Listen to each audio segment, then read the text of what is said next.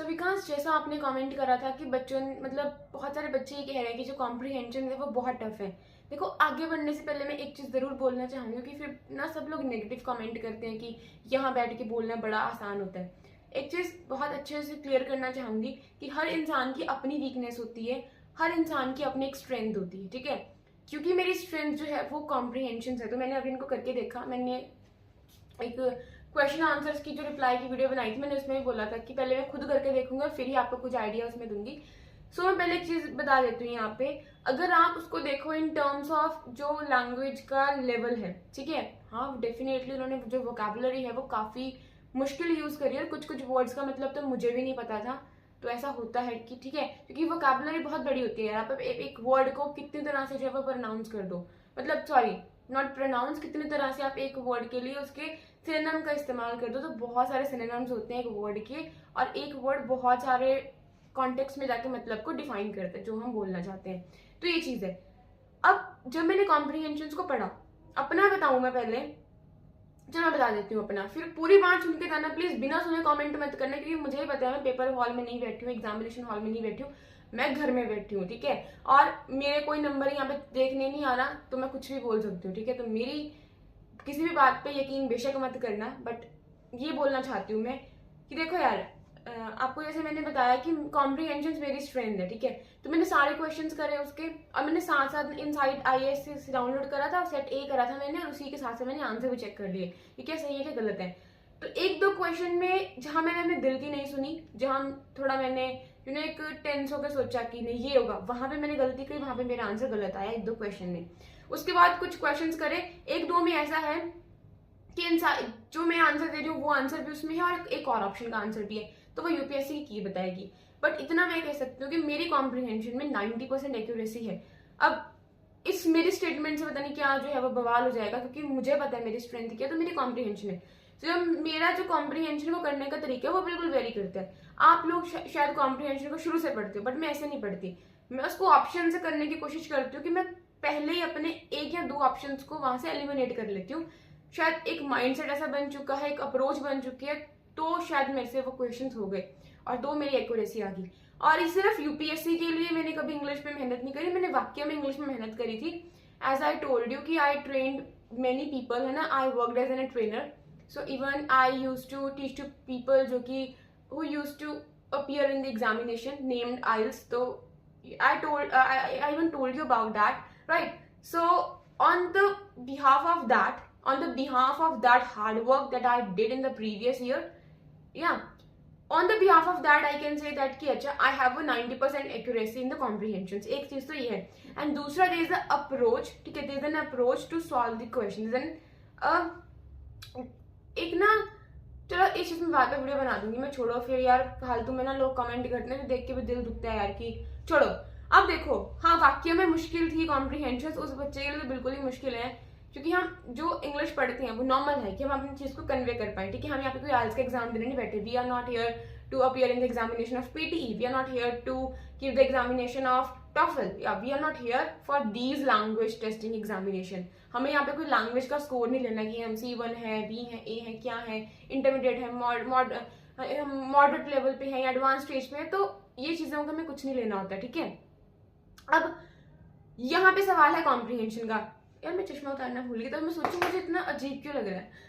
वो एक्चुअली थोड़ी सी ना मैं सेंसिबल हो चुकी हूँ अब कि नहीं मेरी आंखें खराब हो जाएंगी, तो डर बैठ गया मन में कि नहीं अब चश्मा लगाना है। तो सुनो, कॉम्प्रिहेंशंस में वोकैबुलरी का अच्छे से जो है वो इस्तेमाल करा गया, लेकिन एक वर्ड अगर आप पकड़ना सीख जाओ ना कॉम्प्रिहेंशन से, मैं आपको पूरी एक तरीका बताऊंगी, एक अप्रोच बताऊंगी कैसे सॉल्व करना है, फिर आप करके देखना, ट्रस्ट मी आप में अच्छी एक्यूरेसी आ जाएगी। बट मेरे समझाने से कुछ नहीं होगा, you have to solve that comprehension by yourself also, because if you won't take the initiative, I can't do anything for you people, right? I can just guide you, that's all. That's at my end only, but at your end you have to invest your time, you have to invest your energy, you have to put your effort. So that's all from my side, okay? तो मैं आपको बता सकती हूँ, इतना कर सकती हूँ। एंड अगर आप चाहते हो कि आपको वोकैबुलरी पे भी काम करना है, अब यार इतना टाइम होगा नहीं हमारे पास, वाक्य में नहीं होता, बहुत सारे सब्जेक्ट्स होते हैं। एक एडवाइस छोटी सी मैं दे देती हूँ, work on the root words, ठीक है। अगर आप रूट वर्ड्स पे वर्क कर लेती हो तो आपको वोकैबुलरी आ जाती है। मतलब आप आराम से उसका मीनिंग जो है ना ऑन द स्पॉट निकाल सकते हो कि कहीं ना कहीं इसके टूवर्ड्स ही मीनिंग जा रहा होगा। अच्छा मीठा है तो मीठे की तरफ जा रहा होगा, पॉजिटिव है तो पॉजिटिव की तरफ इसका मीनिंग जा रहा होगा। तो एक रूट वर्ड्स होते हैं उन पर जरूर काम करना। और कुछ ना एक पेपर का आर्टिकल पढ़ा करो, एडिटोरियल पढ़ा करो न्यूज़पेपर का। मैं तो अभी नहीं पढ़ रही हूँ ऐसे, मतलब सर की वीडियो देख लेती हूँ और कुछ नहीं कर रही हूँ। तो ये बहुत ज्यादा हेल्प करती है, सच्ची में बहुत हेल्प करने वाली है आपकी। क्योंकि यार देखो यार, मुझे ना समझाना वैसे नहीं आ पा रहा है क्योंकि मैंने बहुत साल से इंग्लिश पे काम करे, तो शायद इसलिए मुझे ना ये पीस ऑफ केक लग रहा है। For me it's a piece of cake, I can say that. But यार मुझे भी पता है एक टाइम ऐसा था कि नहीं होता। जैसे फॉर एग्जाम्पल मैं क्वांट में अटक जाती हूँ, प्रैक्टिस करने के बाद भी पेपर में जाके मेरी हालत बुरी हो जाती है। वो होता है यार, हर किसी की स्ट्रेंथ एंड वीकनेस होती है। बट काम कर लो अभी से, कॉम्प्रिहेंशन इतना मत डरो। नहीं समझ में आ रहा मुझे बोलो, मैं आपकी हेल्प करूंगी। यार मेरे पास टाइम की कमी हो जाती है, बट आई विल ट्राई कि मैं जिस अप्रोच से क्वेश्चन को सॉल्व करती हूँ, you people won't believe that I hardly took 35 to 40 minutes to solve all this questions. तो अगर एटलीस्ट मेरा उसमें से 90 to 80% तो सही है, अगर हम यूपीएससी से मतलब मान के चले, इतना तो अगर नंबर आ जाए तो वो भी बहुत होता है यार। ठीक है, 80% एक्यूरेसी, 90% एक्यूरेसी बहुत ज्यादा होती है, तो आप भी वो गेन कर सकते हो। मैं यहाँ पे कोई अपनी बड़ाई करने के लिए नहीं बैठी हूँ, ये दिन लाने के लिए मुझे भी बहुत मेहनत लगी है। एक वक्त था मुझे इंग्लिश में मेरे बड़े हाल थे, मुझे कीप का मीनिंग नहीं पता होता था। आई वॉज दैट पर्सन जिसको इतना ज्यादा टॉन्ट मिला है, पता नहीं क्या क्या मिला है। जो आपको मैं अभी दिख रही हूँ, I was not that person, ठीक है। I was not that much confidence, but I worked on myself. I really worked hard. When I say I really mean it, because I know those dark days, those dark nights, those dark moments in my life, and I can totally relate with your situation here right now. तो वक्त लगेगा, सब हो जाएगा, but देखते हैं अगर हो सका ना, मेरे पास टाइम हो सका, मैं आपके लिए रूट वर्ड्स की वीडियोस लेके आऊंगी। यार टाइम ही नहीं होता। और प्लीज यार ये मत बोल देना कि एग्जामिनेशन हॉल में, मुझे भी पता है वहां पे प्रेशर होता है, बट लास्ट टाइम का मैंने आपको बताया था कि अगर मेरे 62 नंबर आ रहे हैं ना सी सेट में, मतलब बहुत उससे बता रही हूँ मैं, मुझे पता है मुझे फेलियर नसीब हुआ। और ये 62 मार्क्स कोई बहुत बड़ी बात नहीं होते हैं। और जितने भी आए हैं ना मेरे, ये सारे कुछ कॉम्प्रीहेंशन की वजह से आए हैं। सिर्फ मेरी एक क्वेश्चन गलत था उसमें, बाकी जब मैंने कोचिंग से चेक करा था तो बहुत सारे गलत आ रहे थे, बट जब मैंने उससे चेक करा यूपीएससी की जो अभी फाइनल आंसर की आती है तो मेरे सही थे। तो उसी से मुझे कॉन्फिडेंट मिला कि नहीं Aman, you are going on the right track. तो यही मेरा मैसेज है यार, प्लीज ऐसा मैसेज मत कर देना कि बहन यहाँ बैठ के बोलना तो बड़ा आसान होता है, क्योंकि आई ऑल्सो नो कि it's too easy to comment on the things जिस सिचुएशन में हम नहीं होते हैं, उस सिचुएशन पे हम लोग कुछ भी हाइपोथेटिकली कहते हैं। सो दैट्स quite easy है ना to comment over that situation. So I'm not here to demotivate you people, I'm here just to tell कि okay in this way you can do this, ठीक है, by following these methods, by following these techniques, by implementing this particular approach while solving the equation, that can truly help you, that can help you immensely. That's my belief. तो ये है, ठीक है। Demotivate में तो हाँ यार, वाक्य में कॉम्प्रिहेंशन मुश्किल है, होता है जब हम स्कूल से एकदम निकल के जाते हैं ना, मतलब ग्रेजुएशन वगैरह से, तो हम अपनी लैंग्वेज को थोड़ा साइड कर देते हैं। पर जो बच्चे आइल्स वगैरह की प्रिपरेशन करते हैं या फिर बैंकिंग वगैरह की करते होंगे, तो उनको वोकैबुलरी में थोड़ा ज़्यादा रहता है। तो इसी के साथ साथ ना उनका ये एप्टीट्यूड डेवलप हो जाता है। फाइन। और देखो दो चीज़ें हैं, छोड़ो यार, छोड़ो वो चीज़ें बाद में बताऊंगी, फिर फालतू में लोग बोलेंगे यार ये कितना ज़्यादा लेक्चर फालतू में दे रही है।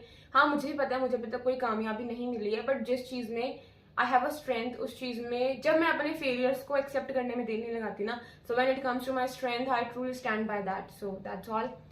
सो ओके, तो चलो जी, प्रॉब्लम आती है ना, do ask me Aman, help in that. Okay, तो कॉम्प्रिहेंशन से अभी से काम करना स्टार्ट करो। तो रोज की सिर्फ एक कॉम्प्रिहेंशन सॉल्व करो, नहीं समझ में आती बताओ, और फिर आपको पता है कि मैं जवाब देने वाली हूँ थोड़े से कुछ दिनों में, क्योंकि मतलब कुछ दिनों इन द सेंस कि मैं थोड़ा रिप्लाई लेट करती हूँ यार, क्योंकि मेरी लाइफ खुद अभी सुल्ली पे अटकी पड़ी है।